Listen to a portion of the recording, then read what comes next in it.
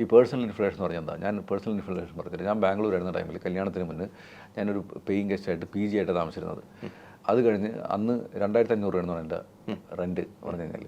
ഞാൻ കല്യാണം കഴിഞ്ഞ് പിറ്റേ മാസം ഒരു ഫ്ലാറ്റ് എടുത്ത് താമസിച്ച് 15,000 രൂപ റെൻറ്റ്. അതാണ് ഇൻഫ്ലേഷൻ. ഓക്കെ, മനസ്സിലായില്ലേ? അതിനു മുന്നേ ഞാൻ ശാന്തി സാഗർ എന്നൊക്കെ പറഞ്ഞ അവിടെ ഹോട്ടൽ ചെയിനുകളുണ്ട്. അവിടെ പോയിട്ട് ഞാൻ ഭക്ഷണം കഴിക്കണത് സെയിം ഹോട്ടലിൽ പോയിട്ട് ഇഡ്ഡലിയും സാമ്പാറും കൗണ്ടറിൽ നിന്ന് പറയും, പുറത്തുനിന്ന് കഴിക്കും. വൈഫിനായിട്ട് പിന്നെ പോയപ്പോൾ ആ സെയിം ഹോട്ടലിൽ തന്നെ സെയിം ഇഡ്ഡലി സാമ്പാർ വൈഫ് പറഞ്ഞ് അവിടെ നിന്ന് കഴിക്കാൻ പറ്റില്ല, അകത്ത് കയറി കഴിക്കണം എന്ന് പറഞ്ഞു. AC റൂമിലിരുന്ന് കഴിച്ച് ഇഡ്ഡലിയുടെ വില മാറി. That's called inflation. അപ്പോൾ ഇപ്പോൾ ഇന്ന് നമ്മൾ പറഞ്ഞ് നമുക്ക് നമ്മൾ പഠിച്ചപ്പോൾ BCom മതിയായിരുന്നു, അല്ലെങ്കിൽ ഞാൻ പഠിച്ചപ്പോൾ BBA മതിയായിരുന്നു. എൻ്റെ മോൾക്ക് BBA പറ്റില്ല, ചിലപ്പോൾ എന്തെങ്കിലും വലിയ മൾട്ടിമീഡിയ അല്ലാന്നുണ്ടെങ്കിൽ IAയുടെ കോഴ്സ് പഠിക്കണം. അപ്പോൾ ആ ഫീസ് എത്രയായിരിക്കും? അല്ലെങ്കിൽ ഞാൻ പഠിച്ചത് ചിലപ്പോൾ എൻ്റെ നാട്ടിൽ തന്നെയുള്ള കോളേജിലായിരിക്കും. മോൾക്ക് US പോയി പഠിക്കണമെന്ന്. That's inflation. ഈവൻ ഈ സാധനം നമ്മുടെ നാട്ടിൽ തന്നെ ആണെങ്കിലും ഞാൻ പഠിച്ചിരുന്നപ്പോൾ BBAക്ക് ഞാൻ സ്പോർട്സ് കോട്ട ആയിരുന്നു. 750 രൂപയാണ് ഞാൻ ഇയർലി ഫീസ് കൊടുത്തിരുന്നത്. ആ സാധനം ഇപ്പോൾ കിട്ടുമോ? 750 രൂപ. That's inflation. അപ്പോൾ ഇതിനെ ബീറ്റ് ചെയ്യാനായിട്ട് FD വളരുമോ? ഞാൻ പറഞ്ഞു ഇന്ന് ഇപ്പോൾ BBAക്ക് പഠിക്കണമെന്നുണ്ടെങ്കിൽ എനിക്ക് തോന്നുന്നു ചിലപ്പോൾ 6000 രൂപ 5000 രൂപയാണ് ഗവൺമെൻറ് ഫീസ് എനിക്ക്.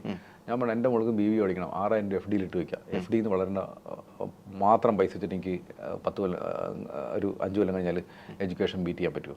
ഇല്ല. അതിന് you need inflation adjusted growth.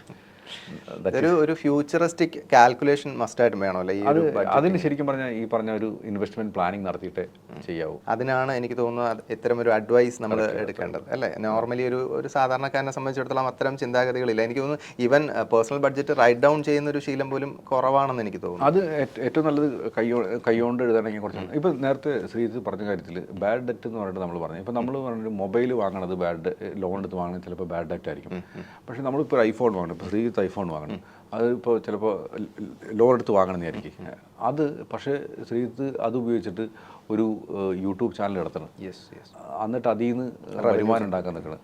അങ്ങനെയാണെങ്കിൽ ആക്ച്വലി സ്പീക്കിംഗ് ചിലപ്പോൾ ഞാൻ വാങ്ങണ ഐഫോൺ ചിലപ്പോൾ ബാഡ് ഡെറ്റ് ആയിരിക്കും, ഞങ്ങൾ വാങ്ങണ ഐഫോൺ ചിലപ്പോൾ ഗുഡ് ഡെറ്റ് ആയിരിക്കും. അപ്പോൾ അത് മനസ്സിലാക്കിയിട്ട് വേണം നമ്മൾ depending on the situation and need അല്ലേ, അങ്ങനെ പറയാം. പിന്നെ എനിക്ക് വേറെ ഒരു കാര്യം ചോദിക്കാനുള്ളത്, ഇപ്പോൾ നമ്മൾ ഒരുപാട് സ്റ്റാർട്ടപ്പ് കമ്പനീസും കാര്യങ്ങളൊക്കെ നമുക്കിപ്പം ഈവൻ നമ്മുടെ നാട്ടിലാണെങ്കിലും കേരളത്തിലാണെങ്കിലും ഒരുപാട് സ്റ്റാർട്ടപ്പ് കമ്പനീസ് വരുന്നുണ്ടല്ലോ. സോ അവരെ സംബന്ധിച്ചിടത്തോളം ഒരു പുതിയ ഒരു ഇതെന്നുള്ള രീതിയിൽ അവർക്ക് ഒരുപാട് ഇപ്പോൾ അക്കൗണ്ട്സ് ഡിപ്പാർട്ട്മെൻ്റ് ഒന്നും കാണണമെന്നില്ല. അപ്പോൾ അവരെ സംബന്ധിച്ചിടത്തോളം ഒരു മണി മാനേജ്മെൻറ്റ് ഒരു ടിപ്സോ അങ്ങനെ എന്തെങ്കിലും നമുക്ക് അവരൊരു ഹെൽപ്പ് ചെയ്യുന്ന രീതിയിൽ നമുക്ക് പറഞ്ഞു കൊടുക്കാൻ പറ്റുമോ? ശരിക്കും ഞങ്ങളടുത്ത് അങ്ങനത്തെ കുറേ ആൾക്കാരുണ്ട്. ശരിക്കും പറഞ്ഞാൽ ഞങ്ങൾ അവരോട് പറഞ്ഞു കൊടുക്കുന്ന കാര്യമുള്ളൂ. ഫസ്റ്റത്തെ കാര്യം വെച്ചാൽ നിങ്ങളും ബിസിനസ്സിൻ്റെ രണ്ടാണ്. അതാണ് ഫസ്റ്റ് മനസ്സിലാക്കേണ്ട കാര്യം വെച്ചാൽ. പല ആൾക്കാരുടെയും വിഷയം പറഞ്ഞാൽ ഞാൻ കമ്പനിയുടെ മുതലാളിയല്ലേ, അപ്പോൾ എനിക്ക് കാശ് എപ്പോഴും എടുക്കാമെന്നൊരു തോന്നലുണ്ടാവും. ശരിക്കും പറഞ്ഞാൽ നിങ്ങൾ കമ്പനിയെ സംബന്ധിച്ച് നിങ്ങളൊരു എംപ്ലോയി മാത്രമാണ്.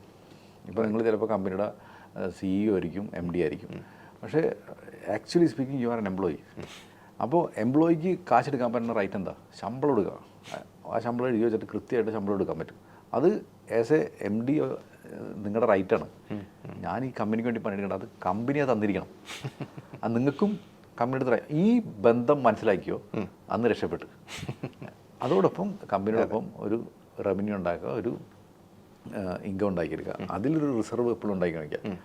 അതിലും ഒരു എമർജൻസി ഫണ്ട് ബിൽഡ് ചെയ്യുക. ഫസ്റ്റത്തെ ടാർഗറ്റ് എന്ന് വെച്ചാൽ ഒരു വർഷം കമ്പനിക്ക് ഒരു റവന്യൂ ഒന്നുമില്ലെങ്കിലും ശമ്പളം കൊടുക്കാനുള്ള അല്ലെങ്കിൽ കമ്പനി റൺ ചെയ്യാനുള്ള കാശ് ഉണ്ടാക്കുക. അത് നിങ്ങളുടെ ട്രഷറിയിൽ ഡേ 1 തുടങ്ങി ഉണ്ടാക്കുക. സെയിൽസ് ആണ് ഫസ്റ്റ് ടാർഗറ്റ്. അതേമാതിരി സെക്കൻഡ് ടാർഗറ്റ് വെച്ചാൽ നിങ്ങളുടെ റിസർവ് ഉണ്ടാക്കാന്നുള്ളതാണ്. സെക്കൻഡ് അല്ല, ഒപ്പത്തിനൊപ്പമുള്ള ടാർഗറ്റ് എന്ന് വെച്ചാൽ അതാണ് കമ്പനി നിലനിൽക്കുള്ളൂ. അപ്പോൾ സെയിൽസ് ചിലപ്പോൾ കുറഞ്ഞ മതി, പക്ഷേ നിങ്ങൾക്ക് നിങ്ങളുടെ ട്രഷറി മാനേജ് ചെയ്യാൻ പറ്റണമെങ്കിൽ ആ കമ്പനി എന്തൊക്കെ നിലനിൽക്കും. ഇത് ഞാൻ ഈ പറഞ്ഞതിൽ കുറേ അർത്ഥങ്ങളുണ്ട് കേട്ടോ. ഇത് കൃത്യമായിട്ട് മനസ്സിലാക്കിയവർക്ക് അവർക്ക് മനസ്സിലാവും. അല്ലാത്തൊരു ഓഫീസിൽ വിളിക്കണമെങ്കിൽ അവർക്ക് പറഞ്ഞുതരാം. എക്സാക്ട്ലി. അല്ല, അത് വേണമല്ലോ. അത് കാര്യം വെച്ചാൽ അവർക്ക് എന്തായാലും ഇത്തരം കാര്യം നമുക്ക് പെട്ടെന്നൊരു സെക്കൻഡ്സിനുള്ള അല്ലെങ്കിൽ മിനിറ്റിനുള്ളിൽ നമുക്ക് പറഞ്ഞ് തീർക്കാൻ പറ്റുന്നതല്ല, ഒരു ലോങ് ടേം പ്രോസസ്സും കൂടെയാണല്ലോ. അപ്പോൾ അത് ഉറപ്പായിട്ടും അത്തരം ആൾക്കാരെ ഡയറക്റ്റ് കോൺടാക്ട് ചെയ്യുന്നതായിരിക്കും.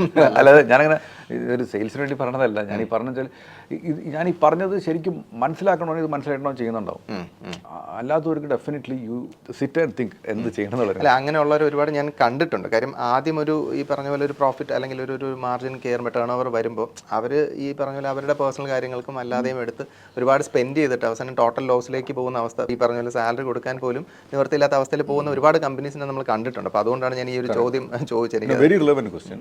അപ്പോൾ ഇത് എല്ലാവർക്കും അത് എനിക്ക് തോന്നുന്നു നമുക്ക് എല്ലാവർക്കും മാർക്കറ്റിംഗ് സെയിൽസിനൊക്കെ ഭയങ്കര കളർഫുൾ ആയിരിക്കും. പക്ഷേ അക്കൗണ്ട്സ് ടീമിൽ ശരിക്കും പറഞ്ഞാൽ അത് ബികോം തോറ്റ ഒരുത്തിന് 20,000 രൂപ ശമ്പളം കൊടുത്തായിരിക്കും വെച്ചേക്കണം. എക്സാക്ട്ലി. ശരിക്കും ആ അക്കൗണ്ട്സിലിരിക്കുന്ന ആൾക്ക് മുതലാളിനെ ചോദിക്കാനുള്ള കഴിവുണ്ടാണ്. നിങ്ങൾ എന്താണ് ഇങ്ങനെ ചിലവാക്കണത്, ഇതിന് എങ്ങനെയാണ് നാളെ ഇൻകം വരുന്നത് എന്ന് ചോദിക്കാനുള്ള കഴിവ് അങ്ങേർക്ക് ഉണ്ടാവണം. That is wear things go. As A person എന്നുള്ള രീതിയിൽ നമ്മൾ കൂടുതൽ സംസാരിച്ചില്ല. അപ്പോൾ ഫാമിലിയെ കുറിച്ച് പറയാമോ?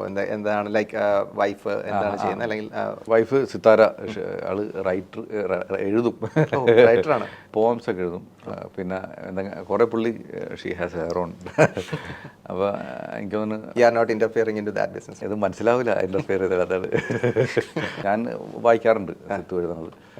അതുകൂടാണ്ട് ആളുടെ കുറച്ച് കമ്മ്യൂണിറ്റി ഒക്കെ ഉണ്ട്, അതിലൊക്കെ ചിലതൊക്കെ പബ്ലിഷ് ചെയ്യാറൊക്കെ ഉണ്ട്. അങ്ങനത്തെ ഒരു എനിക്ക് തോന്നുന്നു ആളും കുറേ ആൾക്കാർക്ക് പബ്ലിഷ് ചെയ്യാനായിട്ടൊക്കെ അയച്ചു കൊടുക്കാറുണ്ട്. എനിക്ക് തോന്നുന്നു അവർക്ക് എന്താ പറയുക, സിത്താര ടാലൻറ്റ് മനസ്സിലായിട്ടില്ലാന്നാണ്. ഐ തിങ്ക് കാലം വഴിയെ മനസ്സിലാക്കുമെന്ന് പറയുന്നത്. നമ്മുടെ യേശുദാസ് പാടാൻ പോയപ്പോൾ അദ്ദേഹം റിജക്റ്റഡ് പീസ് ആയിരുന്നു. I think she will get that recognition one day. And മോള് 13 വയസ്സ്, മോനെ കണ്ടില്ലേ, കുഞ്ഞുകുട്ടി. മോൻ 1.25 വയസ്സ്, ധ്രുവ്. മോള് നക്ഷത്ര. ആൻഡ് ഫാദറൊക്കെ കൊടുങ്ങല്ലൂർ. അവരവിടെ സെറ്റിലാണ്. അവരവിടെ, ഞങ്ങൾ കൊടുങ്ങല്ലൂർക്കാരാ. പിന്നെ ബ്രദർ, 2 സിസ്റ്റേഴ്സ്. ഒരാൾ കല്യാണം കഴിക്കാൻ, ഒരാൾ കല്യാണം കഴിച്ച് പുറത്താണ്. ഹാപ്പി ഫാമിലി ആയിട്ട് പോകുന്നു. Very good. അപ്പോൾ അതിനകത്തുള്ളൊരു പേഴ്സണൽ ബഡ്ജറ്റിങ്ങിലൊക്കെ ഇൻവോൾവ്മെന്റ് ഉണ്ടാവും. അതൊക്കെ വൈഫാണോ? അതൊക്കെ ഞാൻ എൻ്റെ വൈഫ് അത്രയധികം, വൈഫിന് ഒരു മാസം ഒരു ശമ്പളമുണ്ട്. And so I won't interfere that money. സിത്താരെന്ന് പറഞ്ഞു കറക്റ്റ് ബഡ്ജറ്റിൽ എന്നേക്കാളും പോകണം. കാരണം കിട്ടുന്ന പൈസയിൽ പകുതി പൈസ ഡെഫിനറ്റ്ലി ഇൻവെസ്റ്റ് ചെയ്യും. ഒരുപാട് പേര് അങ്ങ് ഫോളോ ചെയ്യുന്നുണ്ട്, അങ്ങ് പറയുന്ന ടിപ്സ് എടുക്കുന്നുണ്ട്, സ്ട്രാറ്റജീസ് എടുക്കുന്നുണ്ട്. അവരവരുടെ കാര്യത്തിലൊക്കെ പല കാര്യങ്ങളിലും ശ്രദ്ധ ചെലുത്താറുണ്ട്, മണി മാനേജ്മെൻറ്റ് കാര്യങ്ങൾ. അപ്പോൾ അങ്ങനെയൊക്കെയുള്ള ഒരു ഫ്യൂച്ചറിസ്റ്റിക് ഗോൾ എന്താണ്? ലൈക്ക് പെൻഡാഡ് സെക്യൂരിറ്റീസിനും അതേ ഗോൾ തന്നെ ആയിരിക്കണം. ഞാൻ അത്തരം ഒരു പ്രൊഫഷണൽ ഗോളാണ് ഞാൻ ഉദ്ദേശിക്കുന്നത്. ഓക്കെ. എനിക്ക് സത്യം പറഞ്ഞാൽ പെൻഡാഡിൽ ഞാനെപ്പോഴും ഓഫീസിൽ ഞാൻ എല്ലാവരോടും പറഞ്ഞു കൊടുക്കുന്ന കാര്യം വെച്ചാൽ നമ്മൾ എല്ലാവരെയും ഒരു ഡിസിപ്ലിൻ ഇൻവെസ്റ്റേഴ്സ് ആക്കാന്നുള്ളതാണ് ഞങ്ങളുടെ ഒരു ആവശ്യം. ഈ ഡിസിപ്ലിൻ ഇൻവെസ്റ്റർ ആവണമെന്നുണ്ടെങ്കിൽ എല്ലാവർക്കും ഒരു ഗോളിനെ ബേസ് ചെയ്തിട്ട്, ഫിനാൻഷ്യൽ ഗോളിനെ ബേസ് ചെയ്തിട്ട് ഇൻവെസ്റ്റ് ചെയ്യണം. അതിന് ഞങ്ങൾക്ക് ചെയ്യാവുന്ന കാര്യം വെച്ചാൽ ഇവരെ ഇൻസ്പയർ ചെയ്യുക, സേവ് ചെയ്യാനും ഇൻവെസ്റ്റ് ചെയ്യാനും പൈസ പ്രൊട്ടക്ട് ചെയ്യാനായിട്ട്. ഇതാണ് ഞങ്ങൾക്ക് ചെയ്യാവുന്ന ഒരു റോള് പറഞ്ഞു കഴിഞ്ഞാൽ. അപ്പോൾ ഞാൻ ഓഫീസിൽ എല്ലാവരോടും പറഞ്ഞു കൊടുക്കാറുണ്ട്. അത് എത്രമാത്രം ശരിയാവുന്നുണ്ടെന്നുള്ളത് വിളിക്കുന്ന ക്ലയൻസിന് പറയാൻ പറ്റും. പക്ഷേ ഒരാൾ വിളിക്കുന്ന ടൈമിൽ അവർക്ക് എന്തെങ്കിലും ഒരു പ്രോബ്ലം ഉണ്ടാവും, അല്ലെങ്കിൽ എന്തെങ്കിലും ഒരു ആഗ്രഹം ഉണ്ടാവും. എനിക്ക് തോന്നുന്നു എല്ലാ സെയിൽസിലും നടക്കുന്ന ഒരു കാര്യം. അപ്പോൾ ഞങ്ങളുടെ കേസിൽ ഭയങ്കര കറക്റ്റ് ആയിരിക്കും. ഒന്നുമില്ലെങ്കിൽ അവർക്ക് കടോ അല്ലെങ്കിൽ അവർക്ക് പൈസ മാനേജ് ചെയ്യാൻ പറ്റില്ല. അതാണ് അവരുടെ പ്രോബ്ലം. രണ്ടാമത്തെ കാര്യം വെച്ചാൽ ഇങ്ങനെ പൈസ വരുന്നുണ്ട്, എനിക്ക് റിട്ടയർമെൻറ്റ് എടുക്കണം, ഇതൊക്കെയുണ്ട്. ചിലപ്പോൾ ക്ലയൻസ് പോലും വിചാരിച്ചിട്ടുണ്ടാവില്ല. പക്ഷേ ഒരു ക്ലയൻറ്റിന് റിട്ടയർമെൻറ്റ് എടുക്കണമെങ്കിൽ മിനിമം ഒരു 3 കോടി രൂപ വേണം. ആ 3 കോടി എത്തിക്കുക എന്നുള്ളതാണ് ഞങ്ങളുടെ വാല്യൂ അഡിക്ഷൻ. അല്ലെങ്കിൽ ഇപ്പോൾ ഞാൻ പറഞ്ഞതെന്ന് വെച്ചാൽ വളരെ സിമ്പിളായിട്ട് പറഞ്ഞാൽ 1 ലക്ഷം രൂപ, ഇപ്പോൾ 50,000 രൂപ മാസ ചിലവുള്ള ഒരാൾക്കാണെങ്കിൽ 10 വർഷം കഴിഞ്ഞാൽ 1 ലക്ഷം രൂപ മാസ ചിലവുണ്ടാവും.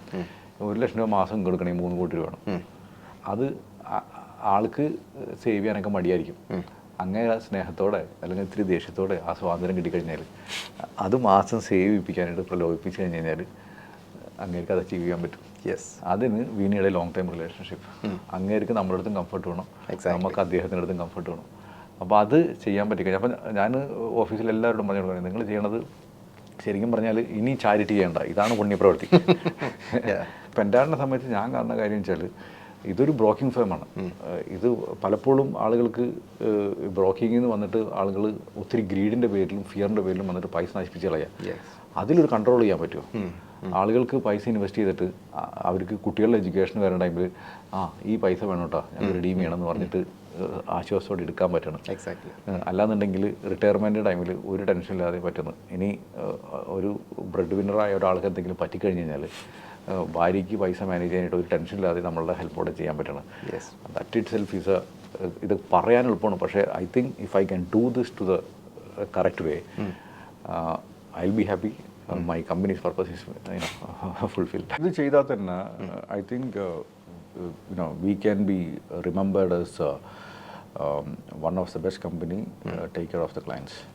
And that respect will be in India, right? In India. Yeah, in India. എൻ്റെ ആവശ്യം ഞാൻ പ്രാർത്ഥിക്കുമ്പോൾ എപ്പോഴും കൺഫ്യൂഷനാണ്, ഇന്ത്യ എന്ന് പ്രാർത്ഥിക്കണം ഗ്ലോബൽ എന്ന് പ്രാർത്ഥിക്കണം. സോ നമ്മൾ വിഷണറി ആകുമ്പോൾ ഗ്ലോബലി ചിന്തിക്കല്ലോ. ഗ്ലോബലി ചിന്തിക്കുമ്പോൾ എനിക്കുള്ള ചോദ്യം വെച്ചാൽ am I ready for that? സത്യം പറഞ്ഞു ഇവൻ ഇന്ത്യ പോലും പറയുമ്പോൾ എൻ്റെ ചോദ്യം am I ready for that? അപ്പോൾ ഞാൻ അപ്പോൾ ദൈവത്തോട് പറയുന്ന കാര്യം അതിനുള്ള വിവരം ഒന്ന് എനിക്ക് തായും. നമ്മളിപ്പോൾ ഒരു നേരത്തെ പറഞ്ഞ പോലെ തന്നെ, ഞാൻ ഇൻട്രോയിൽ പറഞ്ഞതുപോലെ തന്നെ ഒരുപാട് പ്രതിസന്ധികൾ തരണം ചെയ്ത് വന്ന് ഇപ്പോൾ ആ മേഖലയിൽ തന്നെ സക്സസ്ഫുള്ളായി നിൽക്കുന്ന മിസ്റ്റർ നിഖിൽ ഗോപാലകൃഷ്ണൻ, അദ്ദേഹത്തിൻ്റെ ലൈഫ് എക്സ്പീരിയൻസും മണി മാനേജ്മെൻറ്റിനെ കുറിച്ചുള്ള ടിപ്സും അങ്ങനെ ഒരുപാട് കാര്യങ്ങൾ നമ്മളോട് ഷെയർ ചെയ്തു. So it's a very nice talking with you. It's a privilege to talking with you. Thank you so much for coming. Yeah, thank you for inviting me, and I enjoyed thoroughly. Thank you.